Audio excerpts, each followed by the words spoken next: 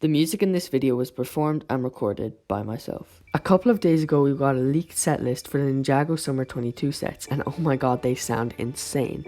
But on top of that, I couldn't help but notice something. With this new info and some information from Tommy and Drayson, I feel like we're gonna get a revisit to the Dark Island in Season 16, and with that, a revisit to Golden Dragons, Golden Power, the Temple of Light, and maybe just even the Overlord. Keep watching to find out more.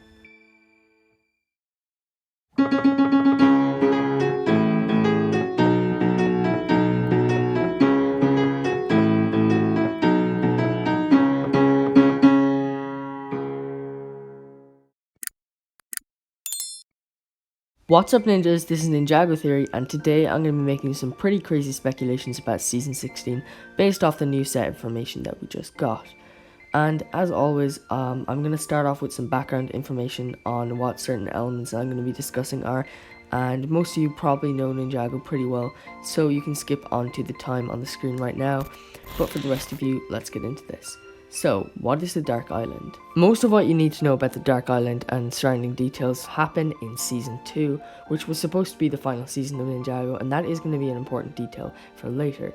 So the Dark Island is basically the yin to Ninjago's yang. It was created when the first Ninjutsu Master split the island in two when he was battling the Overlord. Now the Overlord is kind of the sum of all evil. He's the opposite of the first Ninjutsu Master, really evil guy who controls the stone army, but him and the Island of Darkness were suppressed a long time ago and then reawakened by Garmadon in Season 2. And when the ninja came to the island, Lloyd had to go to the Temple of Light and unlock Golden Power, basically reawaken the powers of the first Ninjutsu Master, and he got a golden mech, he got a golden dragon, and all this golden power stuff, which was kind of supposed to be the opposite of all of the Overlord, Stone Army, Dark Island stuff, and those were kind of clashing, and that was kind of the whole idea, pretty much good versus evil, light versus dark.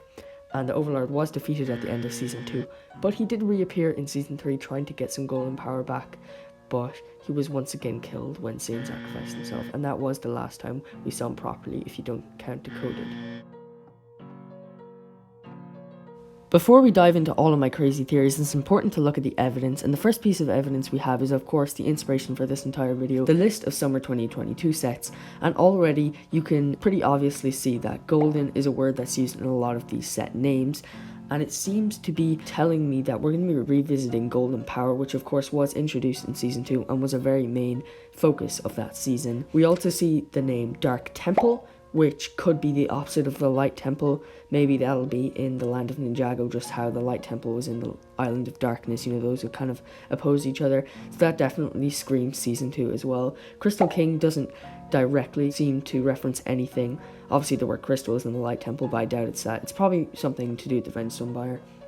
And then we have the Golden Dragon, again something from Season 2. That just seems to be a lot of sets that are going back and referencing these sort of ideas. And the next piece of evidence is this little piece here from Tommy and Drayson, where he says that this is going to be the most epic and ambitious love letter to the fans in Ninjago's long history that we could dream up. Now the words that scream out to me there are history and ambitious love letter, because that tells me that they're going to be going back to a lot of stuff that we already know, and Season 2 is very history focused on how Ninjago was created with light and dark and the Overlord and the Stone Army.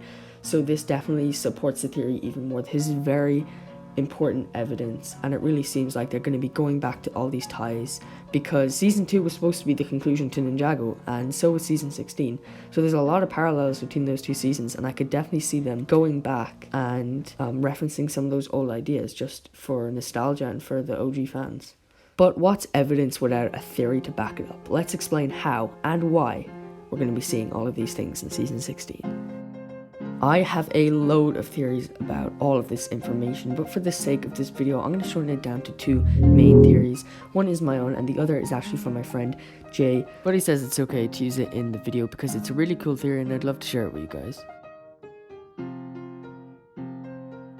My theory is pretty straightforward. So we know that the Venstone Buyer is most likely going to be in Season 16, and one thing we know about Venstone is that it stops the ninja's powers, and this is probably what the Buyer is using it for. So the ninja aren't really going to have their powers of this season, we can assume, and they're going to need to find an alternative so they can stop the Venstone Buyer. And I think they might turn to golden power, because if you think about it, this is some ancient mystical power that goes back to the origins of Ninjago and the realms. I don't think a little rock is going to be stopping this power, so I feel like there's definitely a loophole that can be found with golden power in the show, and they can definitely use that to fight the Vengeful Buyers. The ninja might have to come back to the Temple of Light, and they might all unlock golden dragons and golden power and take on the Vengeful Buyer. But as is a common trope in Ninjago, when there's light there must be darkness, so I think this might awaken the Stone Army, the Overlord, maybe even make this dark temple where I think the Overlord is going to take over the Vengeful Buyer, just like he did with Garmadon in season 2, kind of manipulate him. Might see that sort of thing going on again, and then we'll have sort of a Stone Army mixed with the Vengeful Buyer's forces on the Dark Temple against the Temple of Light. We're going to have a really big finale of light versus dark, with the golden power versus the dark power, and that will have a lot of strong ties to season 2, and that's really how I see things going as a possible theory.